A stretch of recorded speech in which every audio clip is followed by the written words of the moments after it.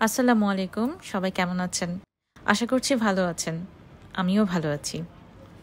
আজকে আমি রাতের বেলা এসেছি নিজেদের চাষ করা নিজেদের ক্ষেত থেকে পালং শাক তুলতে। যেহেতু দিনের বেলা আসা হয়নি তাই রাতের বেলা এসেছি। রাতের বেলা যেহেতু চারপাশটা অন্ধকার হয়ে আছে তাই আমাকে লাইট ব্যবহার করে পালং শাক তুলতে হচ্ছে। তবে পালং শাকগুলো এখনো পর্যন্ত পুরোপুরি বড় হয়নি।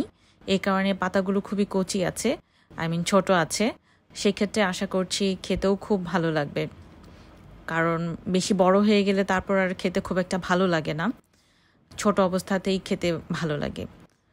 সো এরকম সরাসরি ক্ষেত থেকে তুলে কে পালং শাক রান্না করে খেয়েছেন এবং এটার এক্সপেরিয়েন্সটা কি সবাই কমেন্ট করে জানাবেন। আমার তো খুবই ভালো লাগছে। আর আপনারা যদি ইউটিউব থেকে দেখে থাকেন ভিডিওটি তাহলে সাবস্ক্রাইব করে দিবেন কাইন্ডলি এবং ফেসবুক থেকে দেখে থাকলে লাইক বাটনটি প্রেস করবেন।